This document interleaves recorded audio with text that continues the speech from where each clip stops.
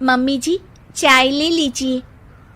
अरे कलमुही, तेरे हाथों से तो चाय पीते हुए भी डर लगता है, कहीं इससे तेरा रंग मुझ पर ना चढ़ जाए। अगर इन्हें इतनी ही शर्म होती तो मेरे इतने हैंडसम भाई को इस तरह फंसाती नहीं। बानी और शिवम की लव मैरिज हुई है।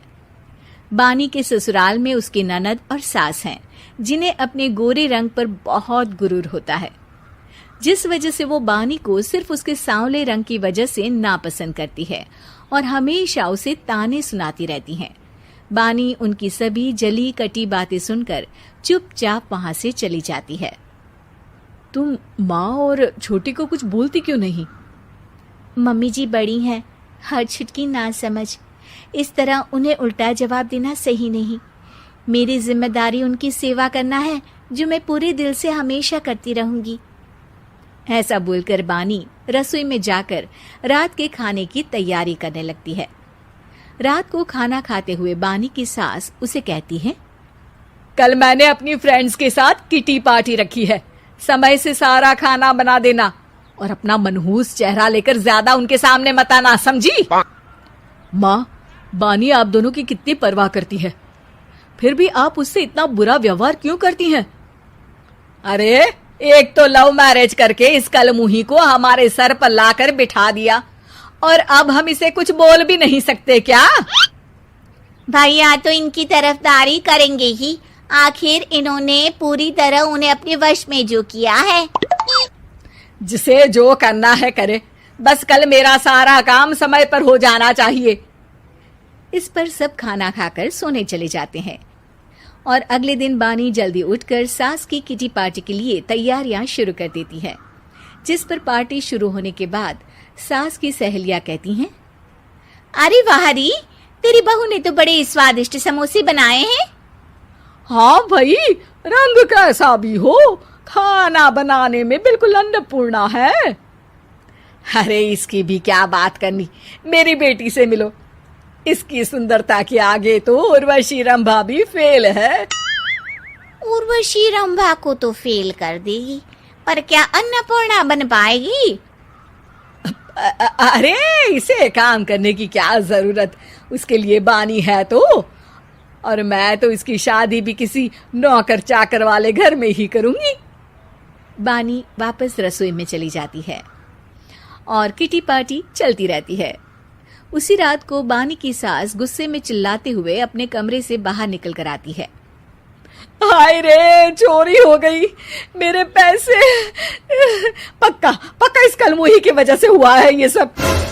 अरे क्या हुआ माँ, कौन सा आसमान टूट गया?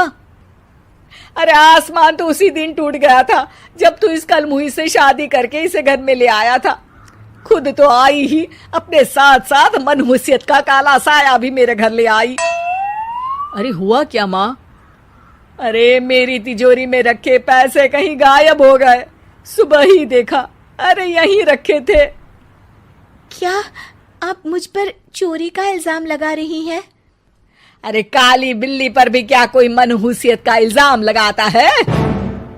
ऐसा बोलकर बानी की सास वहां से चली जाती है, जिसके बाद शिवम और बानी बात करने लगते हैं।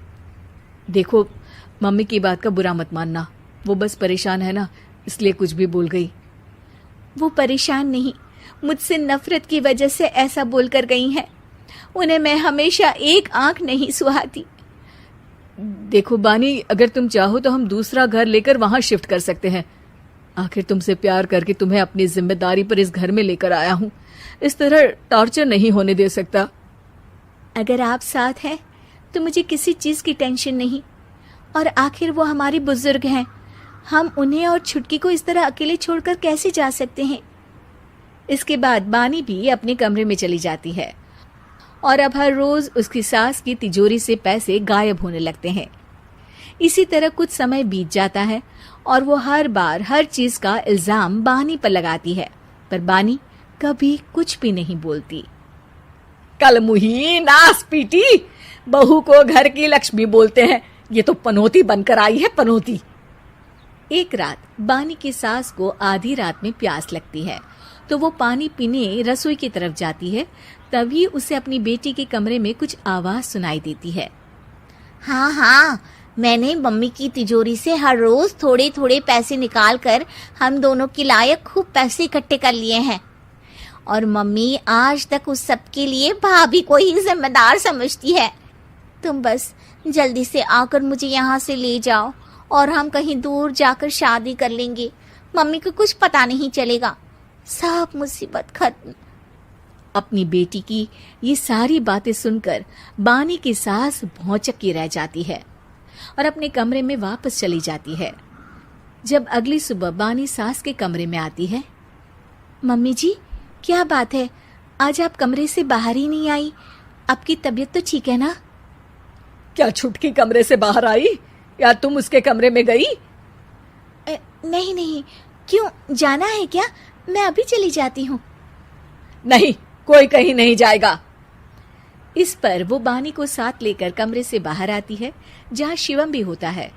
वहां उसकी सास बोलती है, छुटकी मेरी तिजोरी के सारे पैसे लेकर अपनी माँ के बारे में कोई ख्याल करे बिना किसी लड़के के साथ घर छोड़कर चली गई। और बहू, तुमने मुझ जैसी सास की सेवा करने के लिए अपने ही पति के साथ दूसरे घर जाने से मना कर दिया। मैंने हमेशा तुम्हारा रंग देखा अच्छा ही नहीं, जो मेरी सबसे बड़ी गलती है। मुझे माफ कर दे बेटा। और इसके बाद बानी की सास कभी अपनी बहू की तारीफ करते थकी नहीं।